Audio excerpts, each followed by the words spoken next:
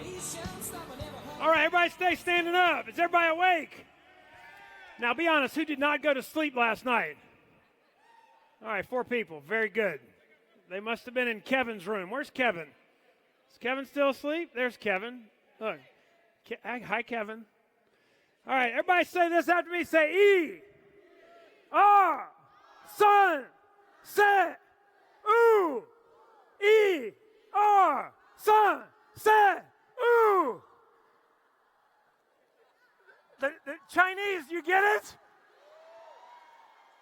American white people, you get it? You don't. I'm learning Chinese. There's something about this room makes me think we ought to have some business in Asia. What about you? All right, you guys have a seat. So, speaking of Asia, I wasn't going to tell this story, but my topic today is passion. Okay, passion. Where are the Duries? Are the Duries here? Look at them, one family from the great state of Oregon. So I run into them this morning, and I had my red shoes on. And I looked down, they had just worked out. Who worked out with Mark McDonald? Anybody? They all had red shoes on. It was incredible. What about Goldsby? Where's Goldsby? Not, all right, hopefully she's looking for some red shoes.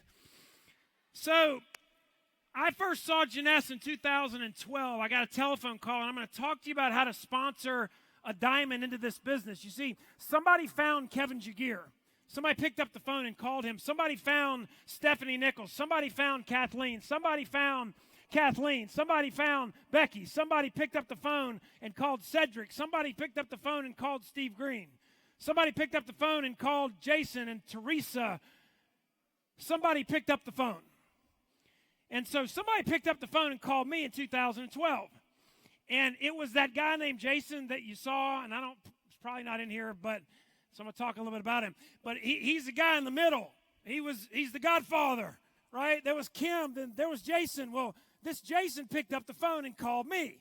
Now, I didn't know him. I had met him one time in a lobby in downtown Los Angeles. And for those of you that know Jason, Jason is a very passionate guy. And he was very passionate this day in this lobby in Los Angeles. I don't know what about, but I heard curse words that I hadn't heard since I was 12 years old at summer camp. And he was barreling through the lobby. And I looked at the guy that brought me to that company. I said, who is that guy? Who's that jerk? He goes, that's Jason. You know, he's having a rough day. And then he said some really ugly things to me and the people that I was with. And I looked at the guy that brought me. I said, I never want to see that guy ever again. He goes, okay, that's fine. You probably won't see him again in this company after what just happened. I said, okay. So fast forward about 6 years, I get a telephone call. Guess who it is? It's Jason. He goes, this is Jason Karamanis. I don't know if you remember me, but we met in Los Angeles. I said, oh, yeah. I said, I remember you. I said, what you got? He goes, you need to go see this company called Genesee. He couldn't even pronounce it. He'd been for 3 years. He couldn't even pronounce it. I said, what? He goes, it means youth in French, bro. I said, okay. Why do I need to go see it? He said, they're your kind of people.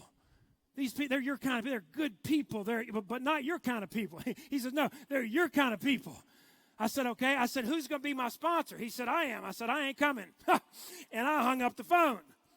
Now, my wife, okay, is sitting there, and she's very, very wise. And who knows that women are more wise than men? Raise your hand. Yes.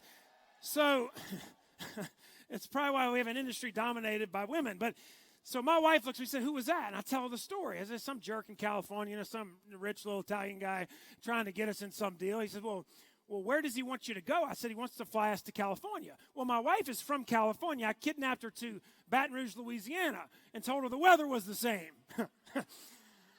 Yeah. She woke up one August morning. It was 100 degrees and 102% humidity. She says, when's the weather the same? I said, one day in April. Just wait. It's beautiful. She said, so he wants you to go to California? She said, can I come? I said, well, sure. But I ain't going. She said, why not? I said, he's a jerk. I told her the story. She said, well, maybe you saw his snapshot and not his movie.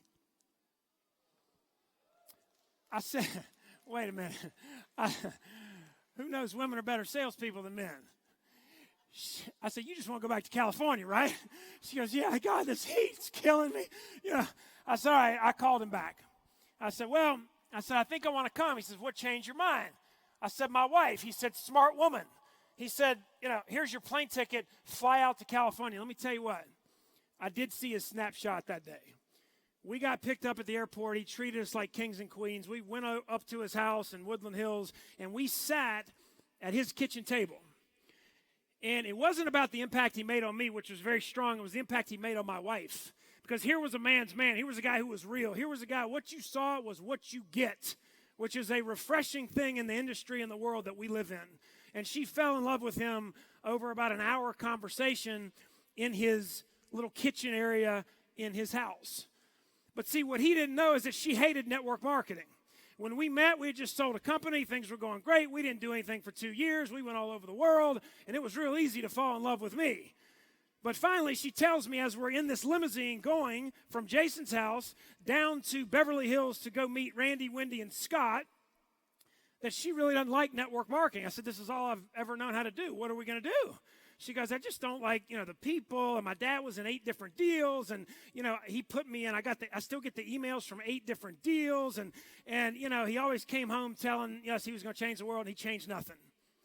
He said, so I really don't like network marketing, she says. I said, well, how does it look for us? She goes, well, I'm your wife. I'm going to support you. I mean, I will do whatever it takes, except I'm not going to talk to anybody, and I'm not going to sell anything.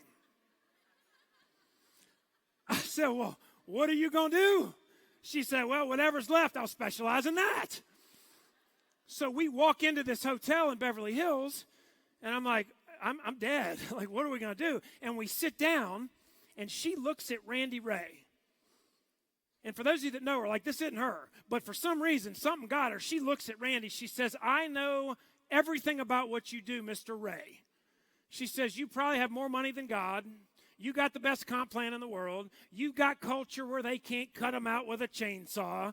You're first with the idea. You're first to tell the world. I'm sure this is the greatest thing since Jesus Christ sponsored 12. By the way, even one of his quit.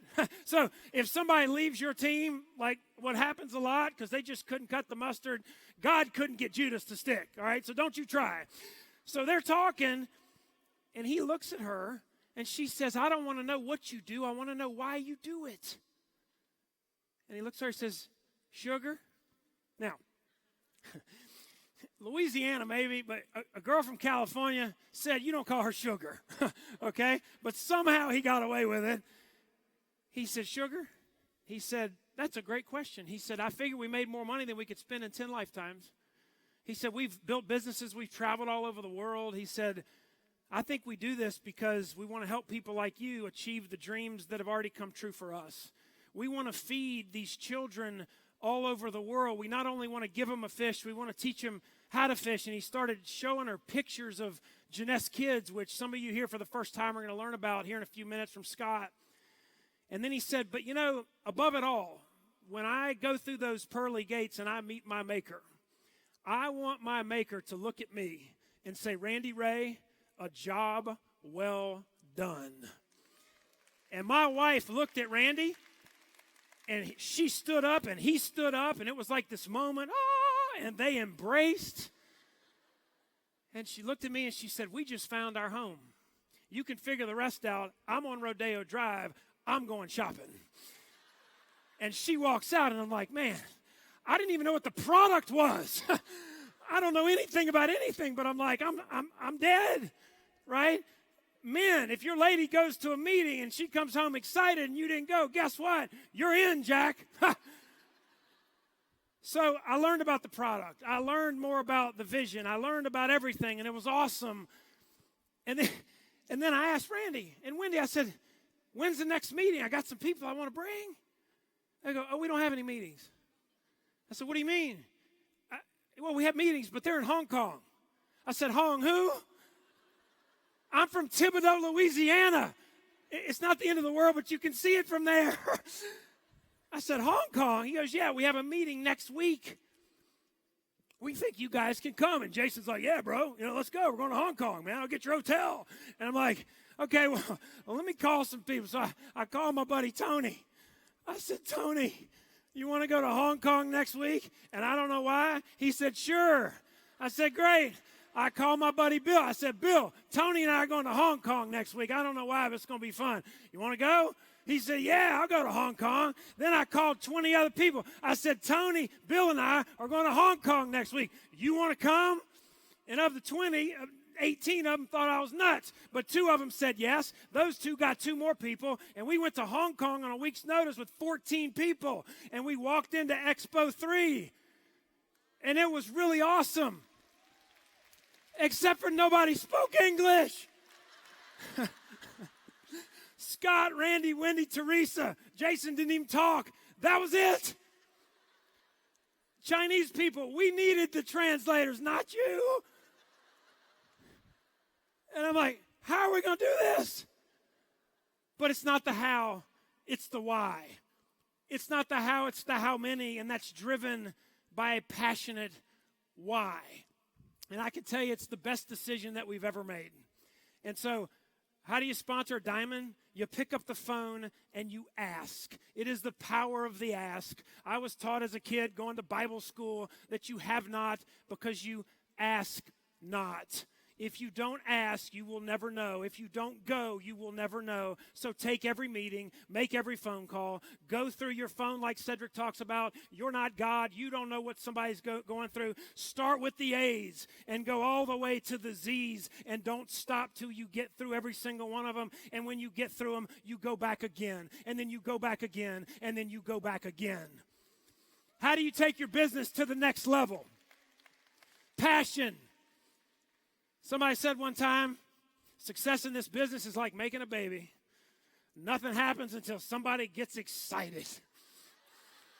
Speaking of Hong Kong, we're in Hong Kong. We're in this Roach Motel in the red light district. Everybody's at the Hyatt or the Marriott by the convention. Jason's got us in the backwoods. And my wife looks at me, we're scared to go outside. She says, baby. I said, what? She says, I want a baby. I said, okay. I said, when? She says, I want a baby now. I said, okay. She goes, I want to make a baby tonight. I said, okay, but why? She says, we're in Hong Kong. I want to be able to say my baby was made in China. 9.5 months later, our now 6-year-old son was born. I told her, hey, you got me into this. I'm going to get you out. When he's 18, he's getting a tattoo on his back that says made in China. Passion, excitement, attitude. I learned one thing in school. I flunked first grade. I had to hire a special education teacher. My parents did teach me how to read. I'll never forget fourth grade. I brought my report card home. I said, Dad, I finally got a B. He said, you idiot, that's a D. So I hope that you can do this because anybody can do this. You hear Cedric's story, Kevin's story, Steve and Stephanie's story, Kathleen's story, Becky's story, all the Diamond story. You hear their stories and you're like, oh my God, look at them on this stage. They're so polished. They have on Tom Ford suits and Ferragamo shoes and $100,000 watches, which had nothing to do with this business. No income claims, no guarantees. It was a gift. The shoes, the clothes, the Rolls Royce, the $3 million house had nothing to do with this business. They were all gifts. They came from 28 years. I hope you could drive a Rolls Royce after doing this for 28 years. If not, you need to do something else. Oh, I'm going to get fired. Anyway, where were we? The story. You see everybody. You see Scott Lewis up here. Okay, but you didn't see Scott Lewis 14 years ago when he got on the stage for the first time and he couldn't even open his mouth. You didn't see that part, right? You see the finished product. You didn't see when Michael Jordan was a sophomore in high school, in Laney High School in Wilmington, North Carolina, and he got cut from the basketball team. You didn't see that. You saw him win 6 championships. Don't ask people, hey, what's it like to live like? Ask them, what's your story? What did you do in the beginning? How many no's did you go through in the beginning? What did you have to overcome? Because the only way you overcome, the only way you become is if you overcome. And your greatest struggle will become your greatest victory, but you can't stop. The only thing I learned in school was when water is at 211 degrees, it does nothing. But if you crank it up 1 degree,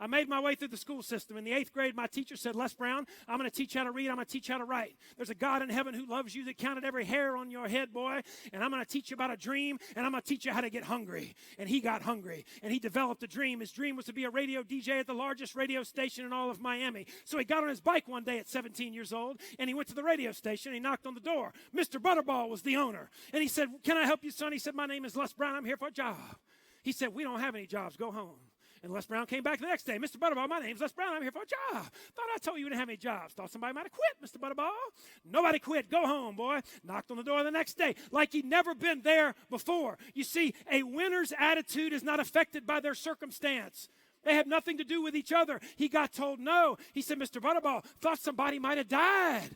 Nobody died. Go home. Thought somebody might have got fired. Nobody got fired. Go home. And for 2.5 months, you know what he did? Without the loss of enthusiasm, he kept knocking on the door. And Mr. Butterball finally looked at him and said, you going to keep coming around here? He said, yes, sir, Mr. Butterball, because my name is Les Brown, and I'm here for a job. He said, then go get me something to eat. But then he said every chance I got, I'd sit in the control room, and I would watch the DJs and the inflection in their voice and the way they moved their hands. He said, and all of a sudden, my moment of opportunity came. You see, there was a DJ named Rock. He'd been drinking John Daniels all night. Now, I know it's Jack Daniels, but when you've known him as long as Rock, you can call him John. And he was about to pass out. And I took that fifth of John Daniels. I said, drink, Rock, drink. And he passed out. I called the station manager. I said, what shall I do? He said, you're fired if you get on the air. He said, but I was so hungry. He said, call the DJs, get somebody in there. I said, yes, sir. I got on the telephone. I didn't call any DJs. I called my mama. I called my girlfriend, Cassandra. I said, get out on the porch and turn your radios on because I'm about to be on the air. And he grabbed that microphone. He said, my name is M.E.L.B. Triple P Les Brown. I'm your platter playing papa. There was none before me. There will be none after me. Therefore, I am the one and only. I'm certified, bona fide, and undubitably qualified to bring you satisfaction and a whole lot of action. I'm young and single, and I love to mingle. So look out, baby. I'm your love man. He said I was so hungry. Did they fire him? No. He got promoted, and he's made $70 million across the world telling that story. What's your story? Figure it out. Get a dream. Be willing to go to work. Be willing to fail, and get hungry. God bless you. Have a great weekend.